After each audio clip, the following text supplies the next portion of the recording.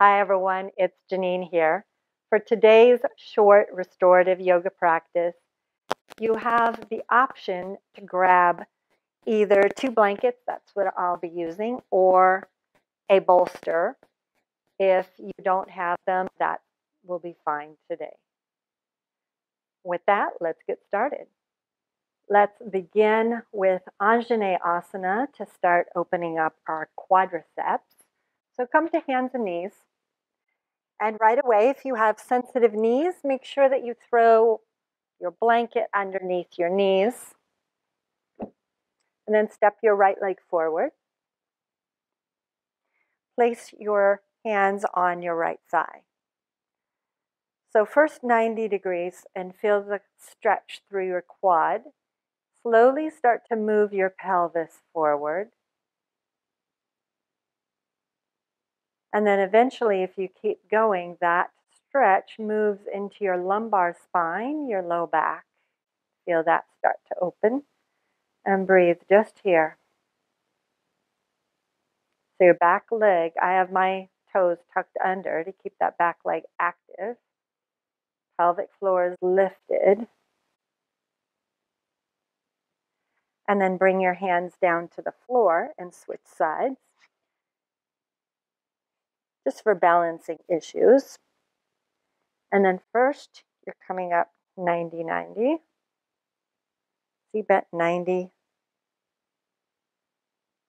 Oh, this 90.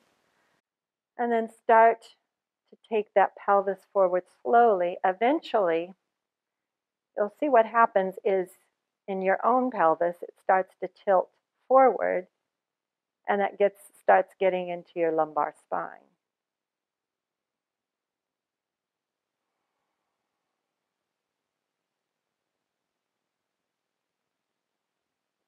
And yes, in this particular asana, your knee can come past the ankle. Because the back knee is on the ground. And then release that and let us go into happy baby. So you don't need this. Lie down on your back. You can do this one leg at a time or both legs, doesn't matter. But draw your knees into your chest after you've come to lying down.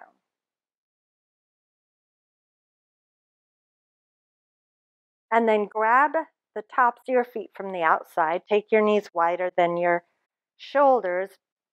Press your tailbone back down into the floor. So this might be great for you when you're bringing your knees to the floor, or you might want to grab lower on the leg. You might want to just do one leg, just like so.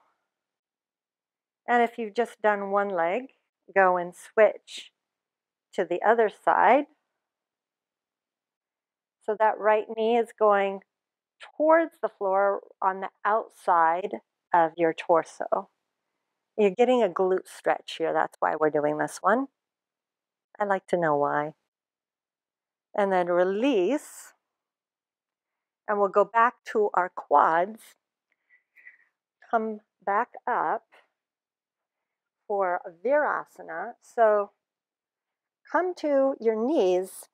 Take your thumb right to the center of your calf on both sides. Feet are wider than your hips. And then draw a straight line down as you come down, and then you'll notice whether or not you need props. That's the thing. You may just find yourself sitting, the inner edges of the heels connected with the outer edge of your hips, no problem. These thighs are parallel. This, on the other hand, might not be. Your hips might be hanging in the air. So that's why you have these extra props, just in case. So you can place your props underneath your hips, as many as you need, until you find that you're not rounded.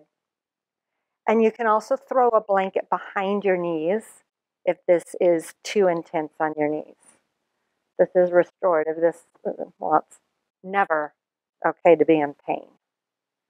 Your body is trying to tell you something. So do what you need to do. And if this is fine for you, you can lie down, Supta Virasana. but this might be too intense. Depends on what you've done today.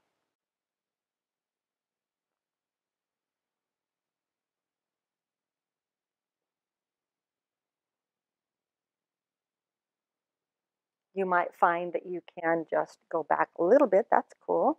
Hands to the floor, and then the pelvis tilts in reverse. Just play with that, and now come up. So now you have the option. I have a whole tutorial on this particular asana. We're going into Trianga, Mukha, Pada, Paschimottanasana, three-limbed, intensely facing to the west, toes. But for today, few options. Everyone together, Dandasana. If you know already that that's not going to work for you to bend your knee that far back, then immediately go into Janusasana instead. So you bend the left knee, place the left foot to the inside of the right thigh, turn, and you're going to slowly start to bow forwards and then stay with where you're at. Or you're going to fold so you can again separate that calf muscle by taking your two thumbs here, drawing down as you bend it back behind you. Foot needs to go straight back. If you need to put a blanket behind your left knee, you can do that. If you're not upright, if you're leaning over here, grab as many props as you need and sit down either on your right glute on this side or on both glutes, whichever works for you and whichever direction works for you. And wherever you're at, this right leg is stretched out. You're turning towards that right leg, inhale, and then exhale, bowing, and then growing quiet.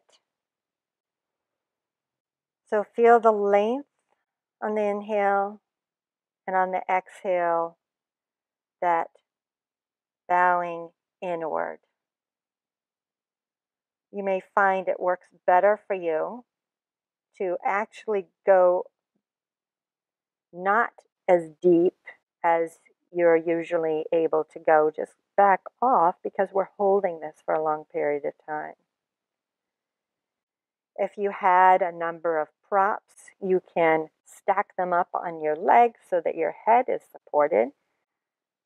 But for today, we just have the bolster or two blocks or two blankets, and that might not be intense, high enough for you. Just play around with what's comfortable. And you're hanging out with what you're feeling, so with the props.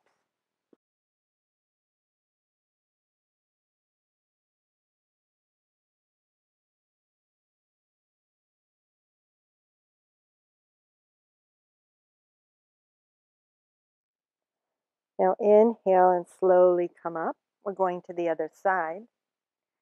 And just understanding as you stretch your left leg out, when you bend your left leg like that, you're doing a medial or internal rotation of your hip.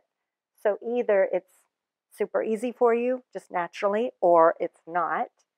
So honoring that and doing what you need to do for this side. And if that means taking your leg out to the side, you're doing that on this side as well. And then once you've found your place that's comfortable for you, stay there and breathe.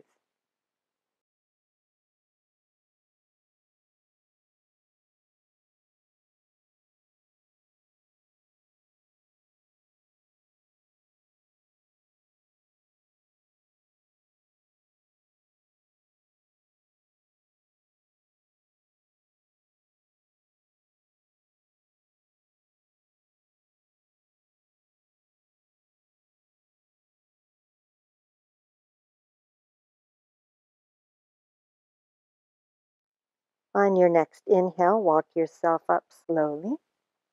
Release props. Take a moment in Sukhasana, easy cross-legged position. Close your eyes for a moment. And now come down into Shavasana for your final resting pose.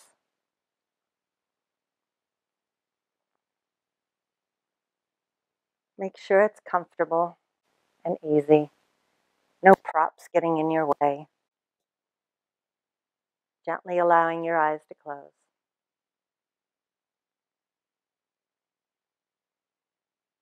And choose to stay here as long as you like. Thank you so much for joining me, and I look forward to seeing you again very soon. Namaste.